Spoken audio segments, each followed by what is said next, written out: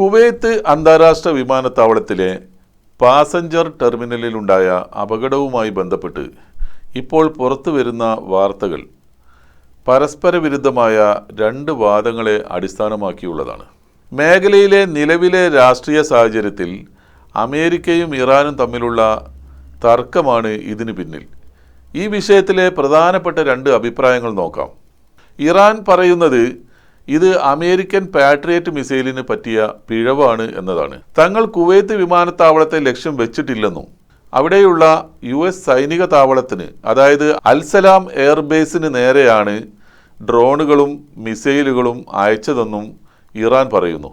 ഈ ഡ്രോണുകളെ പ്രതിരോധിക്കാൻ America വിന്യസിച്ച patriot air defence സിസ്റ്റത്തിൽ ഉണ്ടായ സാങ്കേതിക തകരാർ മൂലം പ്രതിരോധ മിസൈൽ പാത മാറി വിമാനത്താവളത്തിന്റെ ടെർമിനലിൽ വന്നു പതിക്കുകയായിരുന്നു എന്നാണ് ഇറാന്റെ വിശദീകരണം. എന്നാൽ അമേരിക്കയുടെ വാദം ഇത് ഇറാന്റെ ഡ്രോൺ ആക്രമണമാണ് എന്നത് തന്നെയാണ്. അമേരിക്കൻ സെൻട്രൽ കമാൻഡും കുവൈത്തി അധികൃതരും ഇറാന്റെ വാദത്തെ പൂർണ്ണമായി തള്ളിക്കളയുന്നു. ഇറാന്റെ വാദം തെറ്റാണെന്നാണ് US സൈന്യം പറയുന്നത്. സിവിലിയൻ വിമാനത്താവളത്തിന് നേരെ ഇറാൻ ബോധപൂർവം നടത്തിയ ഡ്രോൺ മിസൈൽ ആക്രമണമാണിത് എന്നാണ് അവരുടെ പക്ഷം. എന്നാൽ കുവൈത്തിന്റെ വ്യോമ പ്രതിരോധ സംവിധാനം ഇറാന്റെ മിസൈലുകളെയും ഡ്രോണുകളെയും ആകാശത്ത് വെച്ച് ഇന്റർസെപ്റ്റ് ചെയ്തു എന്നും അങ്ങനെ തകർത്ത അവശിഷ്ടങ്ങൾ വിമാനത്താവളത്തിൽ വന്നു വീണതാണ് നാശനഷ്ടങ്ങൾക്കും മരണത്തിനും കാരണമായതെന്നും കുവൈത്ത് സിവിൽ ഏവിയേഷൻ വിഭാഗം വ്യക്തമാക്കുന്നുണ്ട്. ഇതിൽ നിന്ന് ഒരു കാര്യം വ്യക്തമാണ്. ഇറാൻ അയച്ച ഡ്രോൺ കുവൈത്തിലെ അമേരിക്കൻ ഡിഫൻസ് സിസ്റ്റം തടയാൻ ശ്രമിച്ചു. അത് പരാജയപ്പെട്ടതിനാലാണ് ഈ അപകടമുണ്ടായത്. ഇന്റർസെപ്റ്റ് ചെയ്യുന്ന മിസൈലിലും തടയപ്പെടുന്ന ഡ്രോണിലും സ്ഫോടക വസ്തുക്കൾ ഉണ്ടാവാം. അതിലേത് സ്ഫോടക വസ്തുവാണ് വിമാനത്താവളത്തിൽ വീണതെന്നതിന് കൃത്യമായ തെളിവുകൾ അന്താരാഷ്ട്ര മാധ്യമങ്ങൾക്ക് മുന്നിൽ വരാത്തിടത്തോളം ഈ രണ്ട് വാദങ്ങൾക്കും തുല്യ പ്രാധാന്യമുണ്ട്. ഈ ദൗർഭാഗ്യകരമായ അപകടത്തിൽ ഒരു ഇന്ത്യൻ പൗരൻ കൊല്ലപ്പെടുകയും 60-ലധികം പേർക്ക് പരിക്കേൽക്കുകയും ചെയ്തിട്ടുണ്ട്. ആക്രമണത്തെ തുടർന്ന് കുവൈത്ത് വിമാനത്താവളത്തിന്റെ പ്രവർത്തനം താൽക്കാലികമായി നിർത്തിവെക്കേണ്ടതായി വരികയും ചെയ്തു. മറ്റൊരു വിചിത്രമായ കാര്യം, ഈ ആക്രമണം നടന്ന അതേ ദിവസം തന്നെ ഇറാൻ അമേരിക്കയുടെ 5th ഫ്ലീറ്റ്, അതായത് ബഹ്റൈനിലെ അമേരിക്കയുടെ 5ാം കപ്പൽ പടയിൽ കനത്ത ആക്രമണമാണ് നടത്തിയത്. എന്നാൽ അടി കിട്ടിയത് അമേരിക്കക്കായതുകൊണ്ട് സെൻട്രൽ കമാൻഡ് അങ്ങനെ ഒരു സംഭവം നടന്നതായി പോലും ഇതുവരെ സമ്മതിച്ചിട്ടില്ല. ഇന്ന് ഒമാനിലെ മിന അൽ ഫഹലിലെ എണ്ണ കയറ്റുമതി കേന്ദ്രത്തിൽ ശക്തമായ ഒരു ഡ്രോൺ ആക്രമണം നടന്നിട്ടുണ്ട്. ആരാണ് ആക്രമണം നടത്തിയത് എന്ന് ഇപ്പോഴും വ്യക്തമല്ല. ഇറാനെ സംബന്ധിച്ചിടത്തോളം ഒമാനെ ആക്രമിക്കേണ്ട ഒരു സാഹചര്യം ഇപ്പോൾ നിലവിലുള്ളതായി നമുക്കറിയില്ല. എന്നാൽ കഴിഞ്ഞ ആഴ്ച ഞങ്ങളുടെ വഴിക്ക് വന്നില്ലെങ്കിൽ ഒമാനെയും ഞങ്ങൾ നശിപ്പിക്കുമെന്ന് ഭീഷണി മുഴക്കിയത് ആരായിരുന്നു എന്നുകൂടി ഇതോടൊപ്പം കൂട്ടി വായിക്കുമ്പോൾ കാര്യങ്ങൾ വീണ്ടും സങ്കീർണമാവുന്നു. ചുരുക്കത്തിൽ കുവൈത്തിലെ എയർപോർട്ട് ആക്രമണം തങ്ങളുടെ സാങ്കേതിക പിഴവ് മറയ്ക്കാനാണ് അമേരിക്കയും കുവൈത്തും ഇറാനെ കുറ്റപ്പെടുത്തുന്നത് എന്ന് ഇറാനും, അതല്ല ഇറാന്റെ നേരിട്ടുള്ള ആക്രമണമാണ് നടന്നതെന്ന് അമേരിക്കയും കുവൈത്തും വാദിക്കുന്നു. അന്താരാഷ്ട്ര മാധ്യമങ്ങളിൽ ഈ രണ്ട് വാർത്തകളും ഇപ്പോൾ വലിയ ചർച്ചാ വിഷയമാണ്. ലെബനാനിൽ ഇസ്രായേൽ സൈന്യം കനത്ത തിരിച്ചടിയും നാശനഷ്ടവും നേരിടുന്നു എന്ന വാർത്തകൾക്ക് പിന്നിൽ നിലവിലെ ഗ്രൗണ്ട് റിയാലിറ്റിയും ഇരുപക്ഷത്തിൻ്റെയും യുദ്ധതന്ത്രങ്ങളും അടങ്ങിയ ചില കാര്യങ്ങൾ പരിശോധിക്കാം.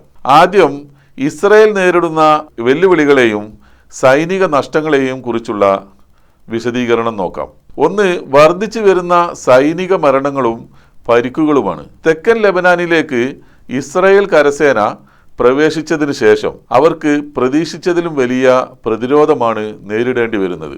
ലെബനാനിലെ സൈനിക നീക്കങ്ങൾ ആരംഭിച്ചതിന് ശേഷം ഇതുവരെ 100 കണക്കിന് ഇസ്രായേൽ സൈനികർ കൊല്ലപ്പെട്ടതായി വാർത്തകൾ ഉണ്ടെങ്കിലും ഒരു ടാങ്ക് കമാൻഡർ ഉൾപ്പെടെ 28-ലധികം ഇസ്രായേലി സൈനികർ കൊല്ലപ്പെട്ടതായാണ് ഔദ്യോഗിക കണക്കുകൾ. ഇതിനോടകം ആയിരക്കണക്കിന് സൈനികർക്ക് പരിക്കേറ്റിട്ടുണ്ട്. ഔദ്യോഗിക കണക്കനുസരിച്ച് 1200-ലധികം ഇസ്രായേലി സൈനികർക്ക് ലെബനാൻ അതിർത്തിയിലെ പോരാട്ടത്തിൽ പരിക്കേറ്റിട്ടുണ്ട്. ഒരു ആധുനിക സജ്ജീകരണങ്ങളുള്ള സൈന്യത്തെ സംബന്ധിച്ചിടത്തോളം ചുരുങ്ങിയ കാലയളവിൽ ഇത്രയധികം സൈനികർക്ക് പരിക്കേൽക്കുന്നത് വലിയൊരു തിരിച്ചടി തന്നെയാണ്. 2, ഹിസ്ബുല്ലയുടെ ഗറില്ല യുദ്ധമുറയും ടാങ്ക് വിരുദ്ധ മിസൈലുകളുമാണ്. തുറന്ന യുദ്ധത്തിന് പകരം ഗറില്ല യുദ്ധതന്ത്രങ്ങളാണ് ഹിസ്ബുല്ല ലബനാനിൽ പ്രയോഗിക്കുന്നത്. ഇസ്രയേലിന്റെ അത്യാധുനിക ടാങ്കുകളെയും യുദ്ധവാഹനങ്ങളെയും തകർക്കാൻ ഹിസ്ബുല്ല വ്യാപകമായി ആന്റി ടാങ്ക് ഗൈഡഡ് മിസൈലുകൾ ഉപയോഗിക്കുന്നുണ്ട്. കഴിഞ്ഞ ദിവസങ്ങളിൽ ഇസ്രയേലി ടാങ്കുകൾക്ക് നേരെ ഇത്തരം മാരകമായ മിസൈൽ ആക്രമണങ്ങൾ ഉണ്ടായിട്ടുണ്ട്. തെക്കൻ ലെബനാനിലെ മലനിരകളിലും അതിർത്തി ഗ്രാമങ്ങളിലും ഹിസ്ബുള്ള നിർമ്മിച്ച ഭൂഗർഭ തുരങ്ക ശൃംഖലകൾ ഇസ്രയേൽ സൈന്യത്തിന് വലിയ കെണിയാവുകയാണ്. ഇസ്രയേൽ സൈന്യം മുന്നോട്ട് നീങ്ങുമ്പോൾ പെട്ടെന്ന് പ്രത്യക്ഷപ്പെട്ട് ആക്രമണം നടത്തി ഇവർ തുരങ്കങ്ങളിലേക്ക് പിൻവാങ്ങുന്നു. മൂന്നാമത്തേത് സാമ്പത്തിക നഷ്ടങ്ങളും ആയുധ നഷ്ടങ്ങളുമാണ്. ലെബനാനിൽ നിന്ന് ഇസ്രയേലിന് നേരെ പ്രതിദിനം 100 കണക്കിന് റോക്കറ്റുകളും ഡ്രോണുകളുമാണ് വരുന്നത്. ഇവയെ പ്രതിരോധിക്കാൻ ഇസ്രയേൽ ഉപയോഗിക്കുന്ന അയൺ ഡോം, ഡേവിഡ് സ്ലിംഗ് തുടങ്ങിയ എയർ ഡിഫൻസ് സിസ്റ്റങ്ങളുടെ മിസൈലുകൾക്ക് കോടിക്കണക്കിന് രൂപയാണ് ചിലവ്. യുദ്ധം നീണ്ടുപോകുന്നത് ഇസ്രയേലിൻ്റെ സമ്പദ് വ്യവസ്ഥയെയും ആഭ്യന്തര സുരക്ഷിതത്തെയും വളരെ മോശമായ രീതിയിൽ ബാധിച്ചിട്ടുണ്ട്. അമേരിക്കയുടെ മധ്യസ്ഥതയിൽ വെടിനിർത്തൽ ചർച്ചകൾ നടക്കുന്നുണ്ടെങ്കിലും ലെബനാനിൽ നിന്ന് ഇസ്രയേൽ സൈന്യം പൂർണ്ണമായി പിന്മാറാതെ തങ്ങൾ ആക്രമണം അവസാനിപ്പിക്കില്ലെന്ന നിലപാടിലാണ് ഹിസ്ബുള്ള. ഇസ്രയേൽ വലിയ തോതിലുള്ള വ്യോമാക്രമണങ്ങൾ നടത്തി ലെബനാനിൽ കനത്ത നാശനഷ്ടങ്ങൾ ഉണ്ടാക്കുന്നുണ്ടെങ്കിലും ഹിസ്ബുള്ളയുമായുള്ള നേരിട്ടുള്ള ഒരു കരയുദ്ധത്തിന് ഇസ്രയേലിന് വലിയ വില നൽകേണ്ടി വരും എന്ന കാര്യം ഉറപ്പാണ്.